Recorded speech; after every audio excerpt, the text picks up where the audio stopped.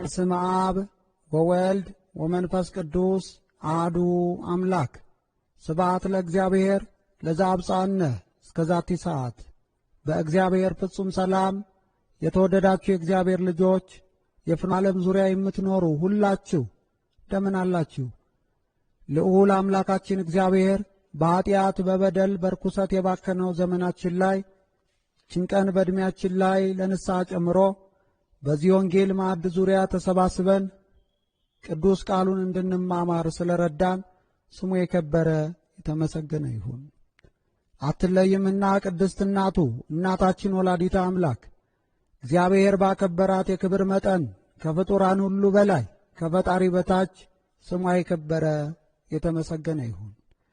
ረድኤተ እግዚአብሔርን አጋዥ በማድረግ ፍኖተ ቅዱሳን በሚል ርዕስ እንማራለን። እግዚአብሔር መንፈስ ቅዱስ ዕውቀትና ጥበብን ይግለጽልን። ተወዳጆች፣ በዚህ ትምህርታችን ላይ ስለ ቅዱሳን ሕይወት በጥልቀት እንማራለን። ስለ ቅዱሳን ቤተ ክርስቲያናችን ያላትን አስተምሮ፣ ያላትን አመለካከት፣ ዶግማዊ እሳቤዋን እኛም ደግሞ ቅዱሳን ከማለት ባሻገር ከቅዱሳን መማር ያለብንን መጽሐፍ ቅዱሳችንም እንደሚናገር የእግዚአብሔርን ቃል የተናገሯችሁን ዋኖቻችሁን አስቡ፣ የኑሯቸውን ፍሬ እየተመለከታችሁ በእምነት ምሰሏቸው ስላልን ቅዱሳንን እንዴት ባለ አግባብ እንደምንመስላቸው፣ እንዴት ባለ አግባብ በመንገዳቸው ከኋላ እንደምንከተላቸው፣ ቅዱሳንም እንዴት ባለ አግባብ ክርስቶስን እንዳመለኩት፣ እንዴት ባለ አግባብ በነፍሳቸው ተወራርደው ወንጌልን እንደሰበኩ፣ እንዴት ባለ አግባብ ለክርስቶስ ኢየሱስ ምስክር ለመሆን ጨካኝ በሆኑ በዓላውያን ነገሥታት ፊት በድፍረት እንደቆሙ፣ በዱር በገደሉ ድምፀ አራዊቱን ግርማ ሌሊቱን ታግሰው ድንጋይ ተንተርሰው ጤዛ ልሰው አደግድገው በእግዚአብሔር ፊት በመቆም እጆቻቸውን ለምስጋና ዘርግተው የከንፈራቸውን መሥዋዕት እየሰዉ ስለኖሩ ባህታውያን በየዱሩ በየገደሉ ክርስቶስን ለማምለክ ብለው በየፍርካታው እየተንከራተቱት የቀኑ ሐሩር የሌሊቱ ቁር ሰውነታቸው ላይ ከባድ ነውጥ እስከሚያመጣ ድረስ ከዓለም መንነው የለበሷት ልብስ ላያቸው ላይ ተበጣጥሳ የተለያዩ ቅጠል አገልድመው የለበሱ በተለያየ አግባብ እግዚአብሔርን ያመለኩት እግዚአብሔርን ያገለገሉት በቅድስና የኖሩት ቀራንዮ ኮረብታ ላይ የተከፈለላቸውን ዋጋ አስበው ለእኔ ሲል ነው ክርስቶስ ሥጋውን የቆረሰው ደሙን ያፈሰሰው፣ ሳዶር፣ አላዶር፣ ዳናት፣ አዴራት፣ ሮዳስ በተባሉ ቅንዋተ መስቀል የተቸነከረው፣ ሊቶስጥራ ላይ ሥጋው አልቆ አጥንቱ እስኪታይ ድረስ የተገረፈው፣ የተቀደሰ ፊቱ ላይ ምራቅ የተተፋበት፣ እርቃኑን የተሰቀለው፣ በአጭር ቁመት በጠባብ ደረት በሥጋ ማርያም የተገለጠው እርግማኔን በመስቀል ሞቱ ጠርቆ ከመንገዴ ሊያስወግድ ነው፣ እኔ በንጽሕና እንድኖር ነው ክርስቶስ የሞተው፣ በመለኮታዊ መዳፉ ሊያሳርፈኝ በጸጋ ላይ ጸጋ ሊደርብልኝ፣ በመለኮታዊ መዳፉ ማረፍ የምችልበት የቆሸሸውን ማንነቴን ከበረዶ ይልቅ ነጭ በማድረግ በወርቀ ደሙ የገዛኝ ክርስቶስ በዚህ ምድር ላይ የተገለጠው ለኔ ነው ብለው ሰውነታቸው የእግዚአብሔር ቤተ መቅደስ የእግዚአብሔር ማደሪያ ሰውነታቸውን ድንኳን ልባቸውን ዙፋን አድርጎ በእነሱ ውስጥ የሚኖረው ማን እንደሆነ ጠንቅቀው በመረዳትና በማወቅ ኃጢአት፣ ርኩሰት፣ የዓለም ዕድፍ እንዳይነካቸው ተጠንቅቀው የኖሩ ቅዱሳን አባቶቻችን እናቶቻችንም ጭምር ጌታ ኢየሱስ ክርስቶስን በሚገባ ያመለኩ ስለ እነሱ ሲናገር እኮ ነው መጽሐፍ ምን አለ? የክርስቶስ ኢየሱስ የሆኑት ሥጋን ከክፉ መሻቱ ከመስቀሉ ላይ ሰቀሉት።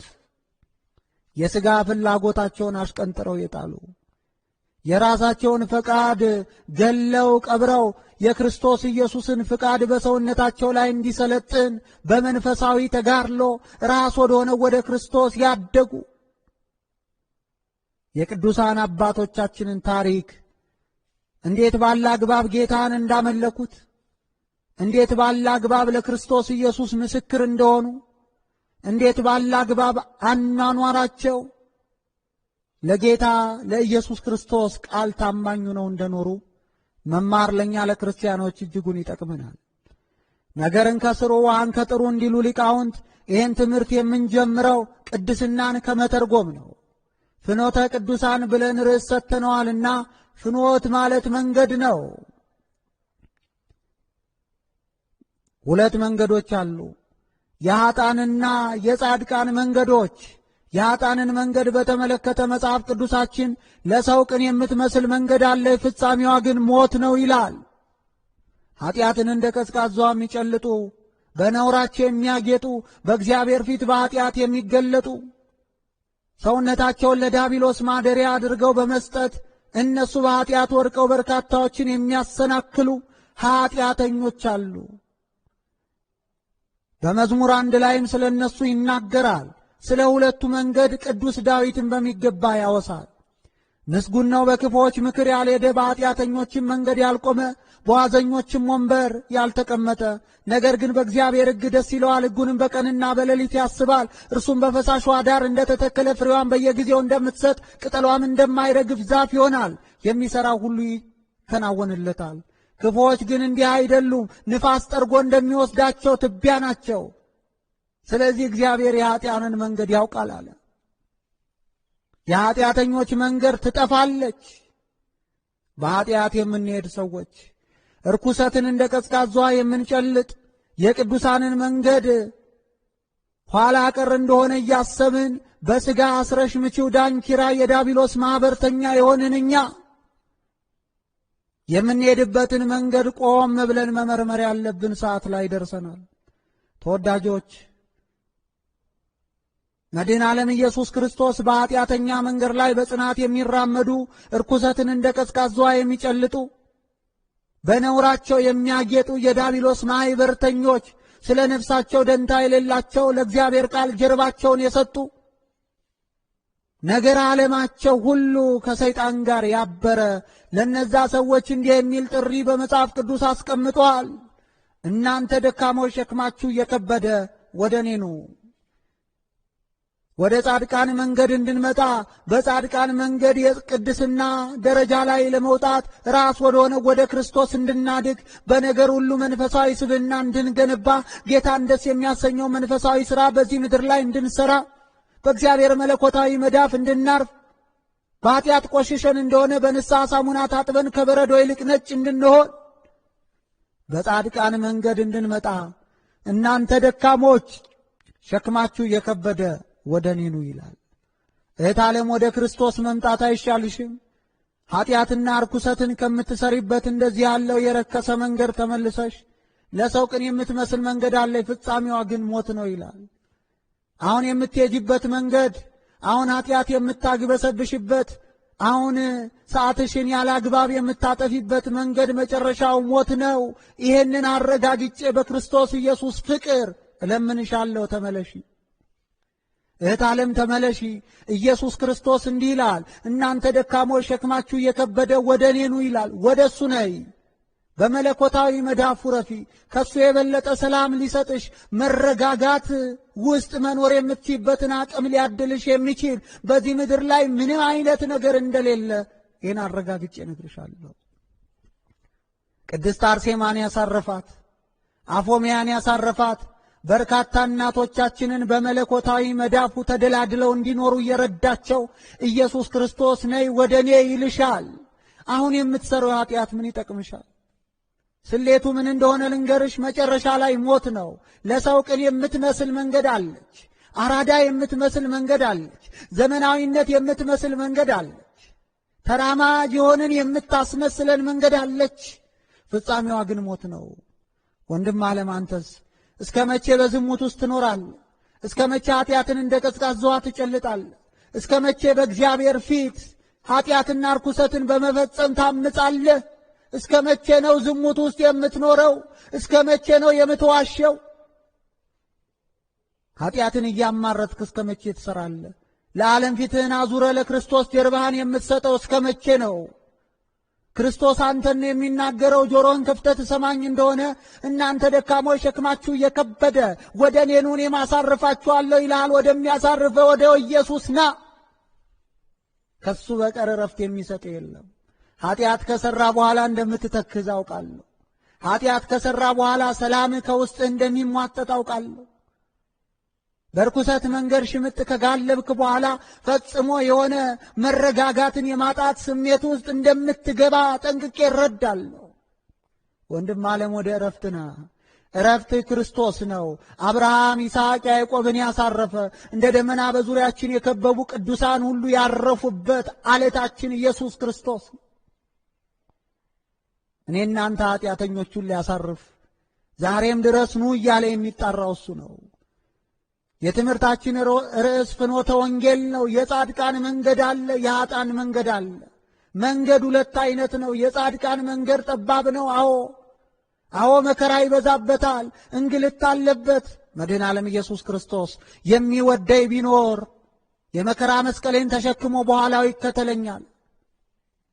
ወደ እውነት የምትወስደው መንገድ ቀጭን መሆኗ ጠባብ መሆኗ በወንጌል የተደበቀን እንዳልሆነ ይህንን ሁላችሁ የምታውቁት ጉዳይ ነው። ወደ ኃጢአት የሚወስደው ወደ ርኩሰት የሚወስደው እዚህ ኳልቱ የሂሳብ ስሌቱ መጨረሻ ላይ ሞት የሚያመጣው በርካታ ሰዎችን የዲያብሎስ ባሪያ የገሃነም ማህበርተኛ ያደረገው መንገድ ግን ሰፊ ነው። ስለዚህም ፍኖት ማለት መንገድ ነው። በየትኛው መንገድ ላይ ነው እየሄድን ያለ ነው? እስቲ ራሳችንን እንፈትሽ።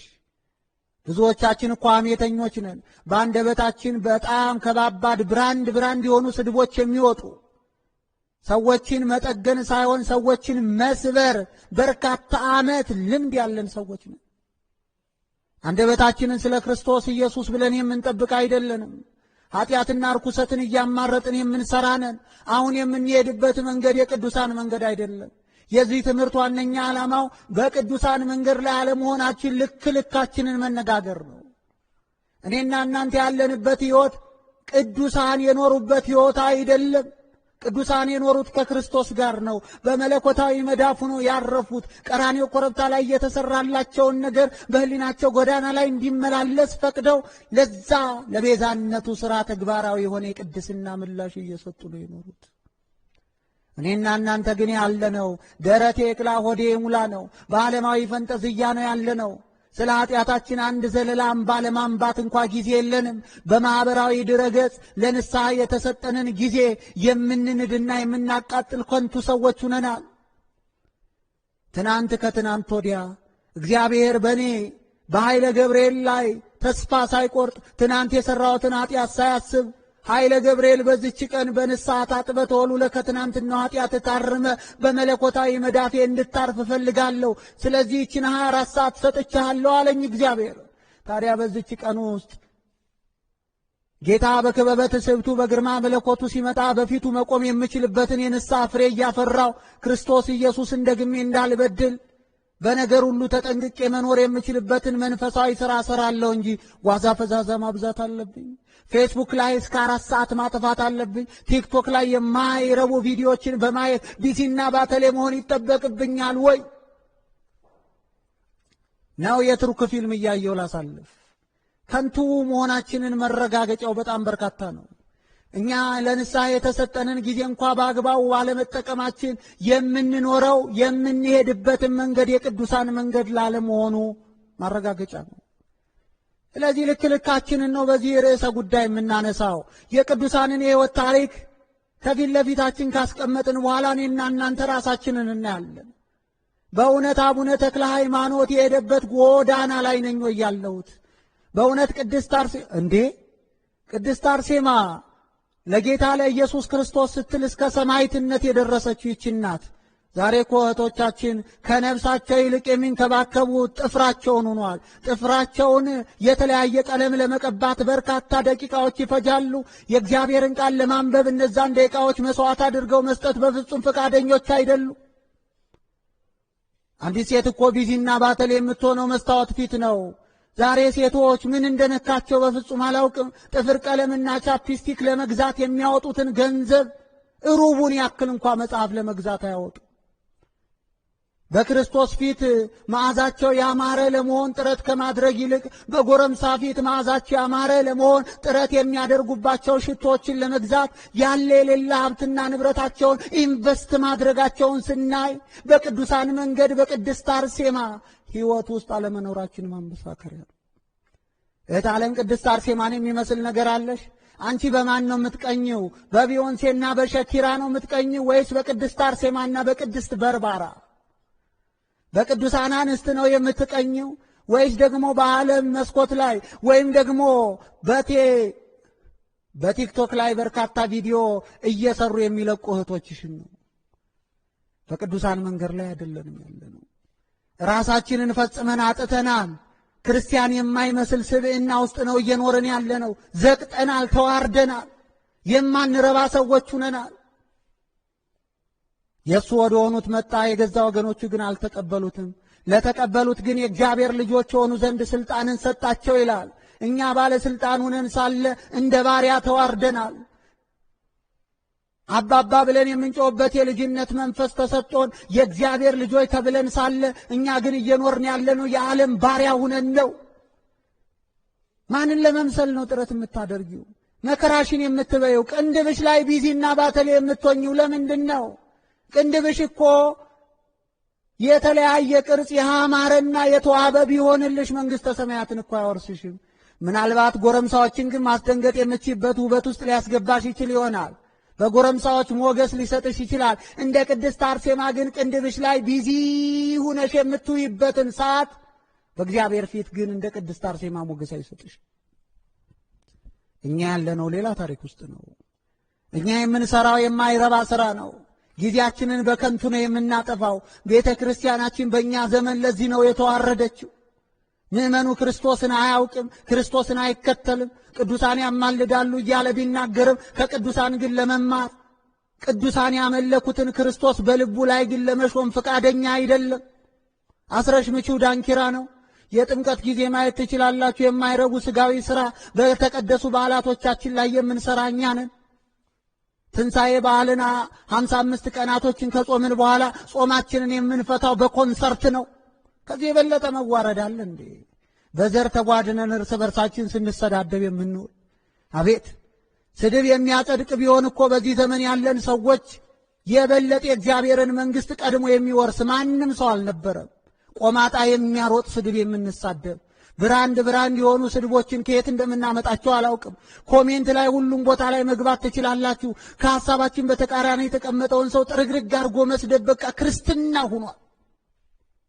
በእናንተ የተነሳ በአሕዛብ ሁሉ ፊት የእግዚአብሔር ስም ይሰደባል።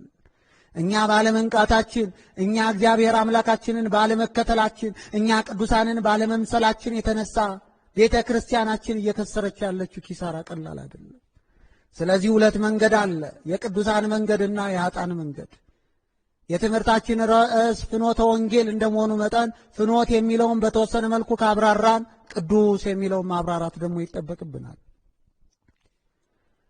ቅዱስ የሚለው ቃል ቀደሰ ከሚለው የግስ ግስ የተገኘ ሲሆን ትርጉሙም አመሰገነ ማለት ሲሆን ለየ፣ መረጠ፣ አከበረ ማለትም ነው። ቅዱስ የሚለው ቃል በብዙ ቁጥር ሲነገር ቅዱሳን ይሆናል። ቅድስና የባሕሪና የጸጋ ተብሎ በሁለት ይከፈላል። ቅድስና የባሕሪና የጸጋ ተብሎ በሁለት ይከፈላል። የባሕሪ ቅድስናን በተመለከተ ቅድስና የባሕሪ ገንዘብነቱ ለእግዚአብሔር ብቻ ነው። እግዚአብሔር በባሕሪው ቅዱስ ነው ማለት አጠር ባለ አግባብ ለመረዳት ያክል ቅድስናውን እንካ ብሎ የሰጠው ማንም የለም፣ አምጣ ብሎ የሚወስድበትም ከፍጥረታት መካከል ማንም የለም። ይህም ማለት እግዚአብሔር ቅድስናው ከእርሱ የማይለይ ቅድስናውን ከማንም ያልተዋሰው ወይም ያልተቀበለው ማንም ሊወስድበት የማይችል የራሱ ገንዘብ የሆነ ማለት ነው። እግዚአብሔር በባሕሪው ቅዱስ ስለሆነ ቅድስናን ከእርሱ እርሱም ከቅድስና ተለይተው የማይታሰቡ ነገሮች ናቸው። በእርሱ ዘንድ ቅድስና በስተቀር ሌላ ነገር የማይታሰብበት፣ በቅድስናው ርኩሰት፣ በጻድቅነቱ ሐሰት፣ በብልጽግናው ንዴት የሌለበት ነው። ስለዚህም ነው ቅዱስ እግዚአብሔር ይባላል። ይኸውም ቅድስናውን ሱራፌል ሲያመሰግኑ እንዲህ ብለዋል፣ ቅዱስ ቅዱስ ቅዱስ እግዚአብሔር ጸባዖት ፍጹም ምሉይ። የሰራዊት ጌታ እግዚአብሔር ምድርን ሁሉ ከክብሩ የተነሳ ተመላች በማለት ያመሰግኑታል። መላእክት በሰማያት የሚኖሩት አባታችን እግዚአብሔርን ሲያመሰግኑት ቅዱስ ቅዱስ ቅዱስ ብለው ነው የሚያመሰግኑት። ቅድስና የባህሪ ገንዘቡ ነው። ማንም አምጣ ብሎ ቅድስናውን አይወስድበትም። ማንም እንካ ብሎ ለተውሶ የሰጠው አይደለም። የእግዚአብሔር የቅድስናው ጉዳይ ቅድስና ለእግዚአብሔር የባህሪ ገንዘቡ ነው። ተወዳጆች የባህሪ ገንዘቡ ነው ማለት እግዚአብሔርን ከቅድስና ቅድስናን ከእግዚአብሔር መለየት አይቻልም። እግዚአብሔር በባህሪው ቅዱስ ነው ማለት እግዚአብሔር ያለ ቅድስና የኖረበት ዘመን የለም። ከዚህ በኋላ ቅድስናውን ሊያጣ የሚችል ስጋት የሌለበት ብቸኛው እግዚአብሔር ብቻ ነው። ቅድስና ለእግዚአብሔር የባህሪ ገንዘቡ ስለሆነ ቅድስናን በየጊዜ ሂደት ወይም በትሩፋት ያገኘው አይደለም። እግዚአብሔር መቼ ሁልጊዜም ቅዱስ ነው። ለእግዚአብሔር ቅድስና ተመሳሳይ ወይም ተወዳዳሪ በፍጹም የለው። እግዚአብሔር በቅድስና እከሌን ይመስላል እከሊትን ይመስላል ተብሎ በፍጹም አይቀጸልለትም። እከሊት ወይም እከሌ የተባለው አካል ቅድስናን ያገኘው ከዘመናት በኋላ በድካም ወይም በብዙ መንገላታት ወይ ለእግዚአብሔር ብሎ በከፈለው ዋጋ የተነሳ ነው። እግዚአብሔር ግን ከቅድስና ተለይቶ የኖረበት ዘመን የለም። በዘመኑ ሁሉ እግዚአብሔር አምላካችን ቅዱስ ነው። ቅድስና ለሴኮንድ ሽርፍራፊ ይወሰድበታል ተብሎ የማይታማ ቅድስና የባህሪ ገንዘቡ የሆነለት በቅድስናው ተወዳዳሪ እከሌ ጋር በእንደዚህ ያለ አግባብ እግዚአብሔር ይመሳሰላል የማይባል ቅዱስ እግዚአብሔር ብቻ ነው። ይህንንም ቅድስና ራሱ ሲናገር እንዲህ ብሏል። እኔ እግዚአብሔር አምላካችሁ ቅዱስ ነኝ። ዘሌዋውያን ምዕራፍ 19 ከቁጥር 2 ላይ የነቢዩ የሳሙኤል እናትም እንዲህ ብላ ስለ እግዚአብሔር ቅድስና መስክራለች። እንደ እግዚአብሔር ቅዱስ የለምና እንደ አምላካችን ጻድቅ የለምና ካንተ በቀር ቅዱስ የለም። አንደኛ ሳሙኤል ምዕራፍ 2 ከቁጥር 2 ላይ ካንተ በቀር ቅዱስ የለም። እግዚአብሔር ሆይ ቅድስና የባህሪ ገንዘብህ ይሆን ያለ ቅድስናን አምጣ ብሎ የሚወስድብህ እንካ ብሎ የሰጠ በፍጹም ማንም የለም ስትል የነቢዩ የሳሙኤል እናት ቅድስት ሐና መስክራለች። እግዚአብሔር ከፍጡራን ጋር የከበረና በቅድስናም ሆነ በአምላክነቱ የሚመሳሰለው የሚተካከለው ስለሌለ ክቡር ዳዊት ይህንን ሲናገር እንዲህ ብሏል። እንዲህ ብሎ ነው የተናገረው። እግዚአብሔር በሰማይ የሚተካከለው ማን ነው? ከአማልክትስ ልጆች እግዚአብሔር ማንን ይመስላል? አቤቱ የሰራዊት አምላክ እንዳንተ ያለ ማን ነው? መዝሙር 88 ከቁጥር 6 እስከ 2 እስራኤላውያን ከምድረ ግብፅ በወጡ ጊዜ በምስጋና መዝሙራቸው ቅድስናውን በማዘከር እንዲህ የሚል የምስጋና ቃል ለእግዚአብሔር ተናግረዋል። አቤቱ በአማልክት መካከል እንዳንተ ያለ ማን ነው? በምስጋናው የተፈራ ድንቅ የምታደርግ በቅድስና የከበርክ እንዳንተ ያለ ማን ነው? ዘጸአት ምዕራፍ 15 ከቁጥር 11 ላይ የሚከተሉ ጥቅሶችም ለዚያ ባሪያ አድርገን ልናነሳቸው እንችላለን። እንግዲህ ይተካከለው ዘንድ በማን ትመስሉኛላችሁ ይላል ቅዱሱ እግዚአብሔር። ከዚህም ባለፈ መጽሐፍ ቅዱስ ስለ እግዚአብሔር የባህሪ ቅድስናውን ከማንም እንዳልተቀበለው ማንም እንደማይወስድበት ቅድስናውም ደግሞ ከማንም ጋር እንደማይወዳደር በሚገባ አድርጎ ይመሰክራል። ለእግዚአብሔር ቅድስና ፍጹምና ታላቅ የሆነ ክብር መስጠትና መገዛት ከእያንዳንዱ ይጠበቃል። 24ቱ ካህናተ ሰማይ ከራያቸው ላይ አክሊላቸውን በማውረድ ፍግም ብለው በዙፋኑ ፊት ለቅዱሱ ለእግዚአብሔር ይሰግዳሉ። እግዚአብሔር በባህሪው ቅዱስ ነው። በባህሪው አምላክ ነው። በባህሪው ቸር ነው። በባህሪው ፈራጅ ነው። ለዚህ ፈራጅ አምላክ ደግሞ የሚገባውን የአምልኮ ስግደት መስገድ፣ ለሱ መገዛት ከእያንዳንዱ ፍጡራን የሚጠበቅ ለእያንዳንዱ ፍጡራን የሚጠቅም ተግባር። ከዚህ የበለጠ የሚጠቅም ተግባር በዚህ ምድር ላይ ፈልጋችሁ ልታገኙ በፍጹም አትችሉ። እግዚአብሔር አምላክ በባህሪው ቅዱስ ነው። በባህሪው ፈራጅ ነው። በባህሪው መጋቢ ነው። በባህሪው ቸር ነው። የእግዚአብሔርን ባህሪያት በፍጡራን አንደበት አከናውኖ ጨርሶ ይሄን ያክል ነው ብሎ መጥኖ ማውራትና መናገር በፍጹም አይቻልም። በባህሪው ቅዱስ ለሆነ ለእግዚአብሔር የሚገባውን አምልኮ ማቅረብ፣ የሚገባውን ስግደት ለሱ መስገድ ከእያንዳንዱ ፍጡራን የሚጠበቅ ብቻ አይደለም፣ እያንዳንዱ ፍጡራን የሚጠቀሙበት ብቸኛው መንገድ ነው። ከእግዚአብሔር ጋር ባለን ግንኙነት ደስታ አለ። ከእግዚአብሔር ጋር ባለን ግንኙነት እርካታ አለ። ከእግዚአብሔር ጋር ባለን ግንኙነት ሰላም አለ። እኔ የምሰጣችሁ ሰላም ዓለም እንደሚሰጣችሁ አይደለም ይላል። ብልጭልጭ የሆኑ ጊዜያዊ ሰላሞች ዓለም ትሰጠን ይሆናል። ዘላቂው ሰላም ግን ያለው በባሕሪው ቅዱስ ከሆነ ከእግዚአብሔር ጋር በሚኖረን ግንኙነት ነው።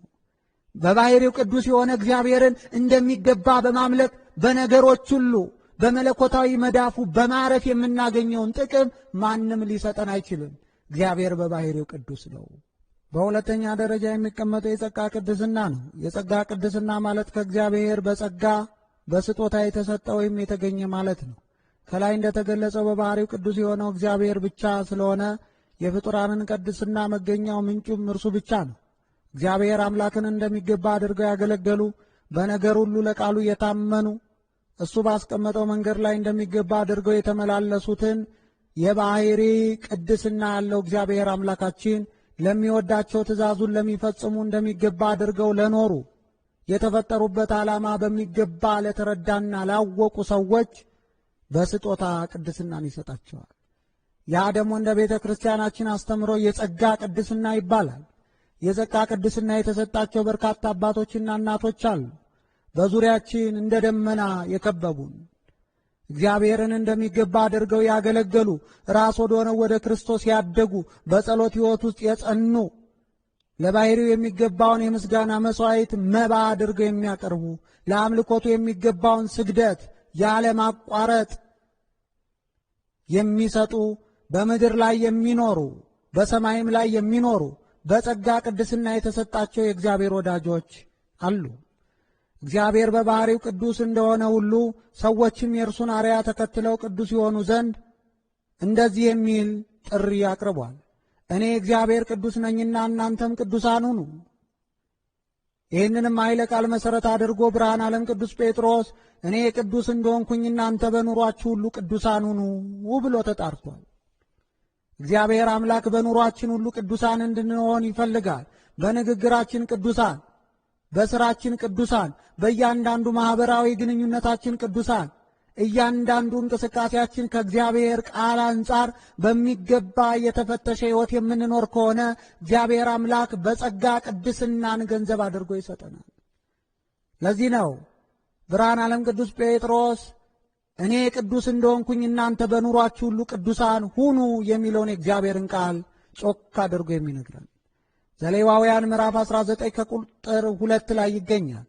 ሐዋርያው ቅዱስ ጴጥሮስም ይህንኑን ሲያስረዳ ስለዚህ የልባችሁን ወገብ ታጥቃችሁ በመጠን ኑራችሁ ኢየሱስ ክርስቶስ ሲገለጥ የምትገኘውን ጸጋ ፈጽማችሁ ተስፋ አድርጉ። መድኃኔ ዓለም ኢየሱስ ክርስቶስ ዓለምን ለማዳን መጀመሪያ መጥቷል። በሥጋ ማርያም በአጭር ቁመት በጠባብ ደረት በዚህ ምድር ላይ የተመላለሰ ወንጌልን ሰብኳል። ከዛ በኋላ ጊዜውና ሰዓቱ ሲደርስ ሊሶስጥራ ላይ ሥጋው አልቆ አጥንቱ እስኪታይ ድረስ ተገርፏል። ከዛም ደግሞ ቀራንዮ ኮረብታ ላይ ሥጋውን ቆርሷል፣ ደሙን አፍሷል። የእኛን ባሕሪ ገንዘብ እንደማድረጉ መጠን በሥጋ ሙቷል። ከዛ በሦስተኛውም ቀን ተነስቷል። እንደዚህ ባለ አግባብ ጸጋ ከሰጠን በኋላ አርጓል፣ ዳግም ይመጣል። ወንሴፎ ትንሣኤ ሙታን፣ የሙታንን መነሳት ተስፋ እናደርጋለን ብሎ መጽሐፍ ቅዱሳችን እንደነገረን ጌታ በክበበ ትስብእቱ በግርማ መለኮቱ ይመጣል። ሲመጣ ኃጥአንና ጻድቃንን ይለያል። መንሹ በእጁን አውድማውን ፈጽሞ ያጠራል። ጎተራውን እህሉን ወደ ጎተራ ካስገባ በኋላ ገለባውን ደግሞ በማይጠፋ እሳት ያቃጥለዋል። መድኃኔ ዓለም ኢየሱስ ክርስቶስ ሲመጣ ተቀላቅለን የምንኖረውን ሰዎች ሁሉ መንሹ በእጁ ስለሆነ ይለየዋል። ሁላችሁ ታውቃላችሁ፣ እርሻ ቦታ ላይ እንክርዳዱና ፍሬው ተቀላቅለው ከኖሩ በኋላ ይወቃሉ። ከታጨዱ በኋላ ይወቃሉ። ከተወቁ በኋላ ግን መንሹን ያነሳና ገበሬው በእንስሳቶቹ እንደሚገባ አድርጎ እህሉን ያስረግጠዋል። ከተረገጠ በኋላ መንሹን አንስቶ ወደ ላይ ይበትነዋል። ንፋስ ፈታዬ ነው፣ ፍሬን ከገለባ ገለባን ከፍሬ ይለያል። ኢየሱስ ክርስቶስም ፈታዬ ነው። ኮናኔ በጽድቅ ፈታዬ በርት እንደመሆኑ መጠን በክበበ ትስብእቱ በግርማ መለኮቱ ሲመጣ ያን ሰዓት ፍሬና ገለባውን ይለየዋል። ተወዳጆች፣ ለዚህ ነው ቅዱስ ጴጥሮስ ምን አለን? ስለዚህ የልባችሁን ወገብ ታጥቃችሁና በመጠን ኑራችሁ ኢየሱስ ክርስቶስ ሲገለጥ የምታገኙትን ጸጋ ተስፋ አድርጉ።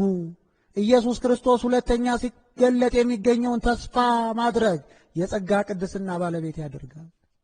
በመጠን መኖር በነገር ሁሉ ይቺ ምድር ኩንትራት የሆነ ኑሮ ያለባት በፍጹም ለዘላለም የማንቆይባት ቦታ መሆኗን በሚገባ ተገንዝቦ ለዛኛው በዘላለም ለምንቆይበት ክርስቶስ ኢየሱስ ሲገለጥ የሚሰጠንን ተስፋ አድርገን በመኖር የሚገኝ ክብር አለ። እግዚአብሔር ጻድቅና ቅዱስ እንደሆነ ሁሉ የእርሱን ፈለግ ተከትለው በቅድስና ሕይወት የተጓዙ ቅዱሳን ይባላሉ። ወንጌላዊው ቅዱስ ዮሐንስ እርሱ ጻድቅ እንደሆነ ጽድቅን የሚያደርግ ሁሉ ጻድቅ ነው ብሎ በአንደኛ ዮሐንስ ምዕራፍ 3 ቁጥር 7 ላይ እንደገለጸው መድኃኒታችን ኢየሱስ ክርስቶስም በእውነት የተቀደሱ እንዲሆኑ እኔ ራሴ ስለ እነርሱ እቀድሳለሁ በማለት የሰው ልጆች ቅዱስ የሆኑ ዘንድ ራሱን የተቀደሰ መሥዋዕት አድርጎ ሥጋውን ቆርሶና ደሙን አፍሶ ቅድስናን ለሰው ልጆች እንደሰጠ በሚገባ አድርጎ በዮሐንስ ወንጌል ምዕራፍ 17 ቁጥር 19 ላይ ነግሮናል። እሱ በአጭር ቁመት በጠባብ ደረት በሥጋ ማርያም በመገለጡ የተነሳ አጥተነው የነበረውን ቅድስና ተሰጠን። በመለኮታዊ መዳፉ ማረፍ ቻልን። አባባ ብለን የምንጮህበት የልጅነት መንፈስ ተሰጠን። ሕግ በሙሴ በኩል ተሰጥቶን ነበረ። ጸጋና እውነት ግን በክርስቶስ ኢየሱስ ሆነልን፣ ታተመልን። ምንም እንኳ አብዛኛው የሰው ልጅ ይህንን የቅድስና ጥሪ ችላ በማለት በተለያዩ የኃጢአት መስክ ተሰማርቶ ፈጣሪውን ላዘጋጀው ክብር በራሱ ስንፍናና እምቢተኝነት ባይታደልም ከዚህ ከሰው ልጆች የተገኙ ነገር ግን አምላካቸው ባዘጋጀላቸው የቅድስና መንገድ የተጓዙና በምግባር በትሩፋት ያሸበረቁ በመንፈስ ጠንካሮችና የሃይማኖት አርበኞች የሆኑ ብዙ የእግዚአብሔር ወዳጆች አሉ። እንደ ደመና በዙሪያችን የከበቡ ቅዱሳን ዓለሙ ሁሉ ርኩሰትና ኃጢአትን እንደ ቀዝቃዛዋ ሲጨልጥ እነሱ ግን ባለፈው ሕይወታቸው እንኳ የሰሩት ኃጢአት ካለ በንስሐ ምር ብለው በኃጢአት የቆሸሸውን ማንነታቸውን በንስሐ ሳሙና አንጽተው በእግዚአብሔር መለኮታዊ መዳፍ በማረፍ የሃይማኖት አርበኛ ሆነው እግዚአብሔርን መስቀሉን ተሸክመው በኋላ የተከተሉትን ብዙ መጥቀስ ይቻላል። ቅዱሳንን እኮ እኛ በአግባቡ መጥቀስ እንኳን አንችልም ከብዛታቸው የተነሳ። ለክርስቶስ ኢየሱስ ሰማዕት የሆኑት ስማቸውን የማናቃቸው አእላፍ እኮ ናቸው። ስለ ኢየሱስ ክርስቶስ በዱር በገደሉ ወድቀው በጾም በጸሎት ተወስነው ድምፀ አራዊቱን ግርማ ሌሊቱን ታግሰው የኖሩት እኮ በርካታ ባህታውያን እኮ አለ። ገድላቸው ያልተጻፈላቸው ስማቸው የማይታወቅ እኔ ሳልታወቅ ነው መሞት የምፈልገው ብለው ጸልየው እንዳይታወቁ እግዚአብሔር ገድላቸውን እንዳይገልጠውም ጭምር ለምነው የተሰወሩ አሉ። እነዚህ የእግዚአብሔር ወዳጆች በዚህ ዓለም ሰው የሆነበትን ዓላማ ሳያውቁና ጊዜው ሳይጠቀሙበትም ካሳለፉት ከብዙዎቹ ጋር ሲነጻጸሩ በቁጥር ትንሽ ቢሆኑም በእግዚአብሔር ዘንድ ግን ብዙዎች ናቸው። ነቢዩ ኢሳይያስ በእግዚአብሔር የሚያምኑትን አሕዛብ በቁጥር ብዙ ቢሆኑም ነገር ግን በእግዚአብሔር ዘንድ ኢምንት መሆናቸውን ሲናገር እንዲህ ብሏል። እነሆ አሕዛብ በገንቦ እንዳለ ጠብታ ናቸው፣ በሚዛንም እንዳለ ትንሽ ጠብታ ተቆጥረውም አሕዛብ ሁሉ በፊቱ እንዳልነበሩ ናቸው። ከነ ምናምን እንደሚያንሱ እንደ ከንቱ ነገርም ይቆጥራቸዋል። የኢሳይያስ የትንቢት መጽሐፍ ምዕራፍ 40 ከቁጥር 15 እስከ 17። ቅዱሳን ግን በቁጥር ቢያንሱም በእግዚአብሔር ዘንድ ብዙዎች ናቸው። ዳዊትም ይህን ሲናገር እንዲህ ብሏል። አቤቱ በእኔ ዘንድ ወዳጆች የተከበሩ ናቸው፣ ከቀደመው ይልቅ ይጸናሉ፣ ቁጥራቸውም ካሸዋ ይልቅ ይበዛል። መዝሙር 138 ከቁጥር 17 ላይ ያለ ይልቃል። ኃጢአት የሚሠራ ቢተለተል፣ ኃጢአት የሚሠራ እንደ ሰማይ ከዋክብት እንደ ምድር አሸዋ ቢበዛ፣ ኃጢአት የሚሠራ የእግዚአብሔርን መንገድ እና ትእዛዙን የሚሽር ሰው በቁጥር በዚህ ምድር ላይ ቢበዛ እግዚአብሔር በሴኮንድ ሽርፍራፊ ማጥፋት ይችላል። ብዙዎቹ ኃጢአተኞች ተጠብቀው የሚኖሩት በጥቂቶቹ ጻድቃን መሆኑን ይህንን አረጋግጬ እነግራቸዋለሁ። በሰዶምና ገሞራም የተደረገውን ነገር የምታዩት የምትሰሙት መጽሐፍ ቅዱስ ላይም የተጻፈው ይህንኑ ነው የሚያስረዳው። ተወዳጆች በዛች ከተማ ላይ ጥቂት ጻድቃን በመጥፋታቸው የተነሳ ነው ያቺ ከተማ የጠፋችው። ይቺ ዓለም እየኖረች ያለችው በቅዱሳን ቃል ኪዳን ነው። በንፍሯ ዳግም ይችን ዓለም እንደማያጠፋት እግዚአብሔር ቃል የገባው ለኖህ ነው። በአንዱ ኖህ የተነሳ እግዚአብሔር አምላክ እስካሁንም ድረስ በዝናብ የተነሳ እንዳንጠፋ ቃል ኪዳን ለዛ ቅዱስ ሰው ሰጥቷል። ኃጢአተኞች ብዙ ናቸው፣ አዎ ይርመሰመሳሉ። ኃጢአተኞች መንገዳቸውም ሰፊ ነው፣ በዛም የሚሄዱት በጣም በርካታ ናቸው። ለቁጥር የሚታክቱ ናቸው፣ እንደ ሰማይ ከዋክብት እንደ ምድር አሸዋ ናቸው። ተወዳጆች ግን እነዚህ ሰዎች በእግዚአብሔር ፊት ኢምንት ናቸው፣ የማይረቡ ገለባዎች ናቸው። ንፋስ በነፈሰ ሰዓት ከቦታቸው ላይ ጸንተው መቆም የሚችሉበትም አቅም የላቸው።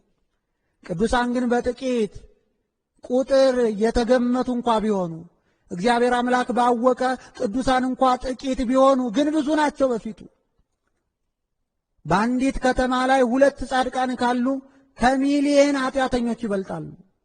ያቺ ሚሊዮኖች ኃጢአትና ርኩሰት እንደ ቀዝቃዛዋ እየጨለጡ በሕይወት መኖር የሚችሉበት ለንስሐ እግዚአብሔር አምላክ ተስፋ ሳይቆርጥ እድል የሚሰጣቸው በእነዚህ ቅዱሳን ጸሎት አማካኝነት ነው።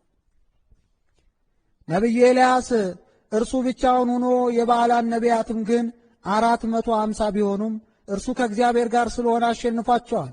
እርሱም በዘመኑ ብቻውን የቀረ መስሎት የነበረ ቢሆንም እግዚአብሔር ግን ለበዓላን ያልሰገዱ 7000 ሰዎች ለእኔ አስቀርቻለሁ ብሎታል።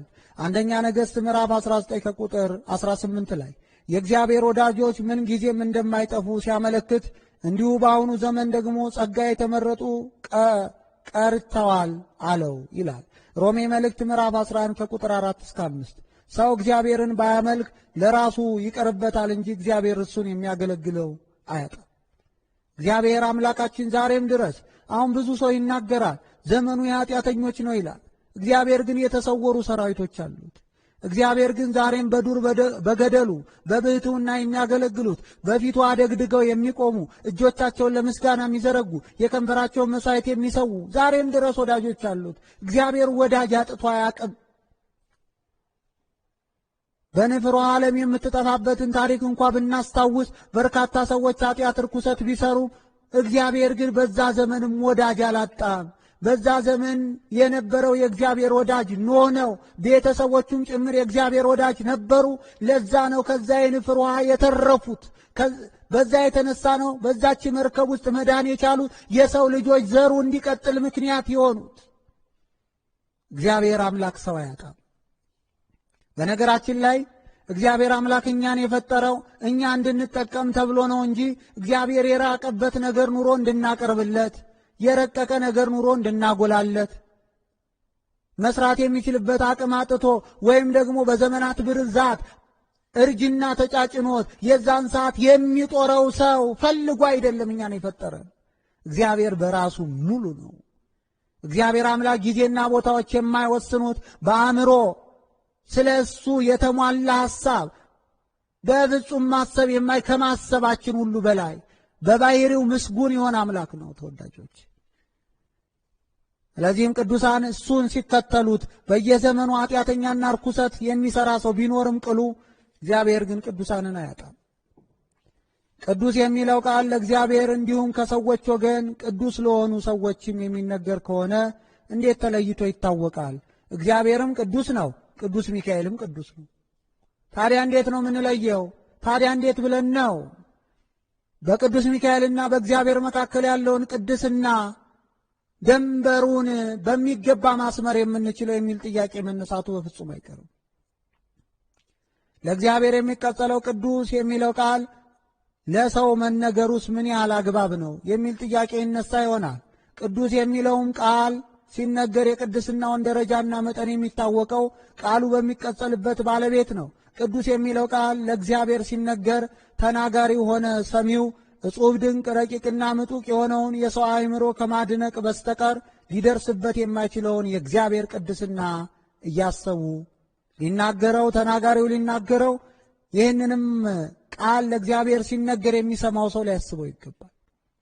ይህ ቃል ለፍጡራን ሲነገር ደግሞ እንደሚነገርለት ጻድቅ ተጋድሎና ክብር መጠን በዚሁ አንጻር ይታሰባል።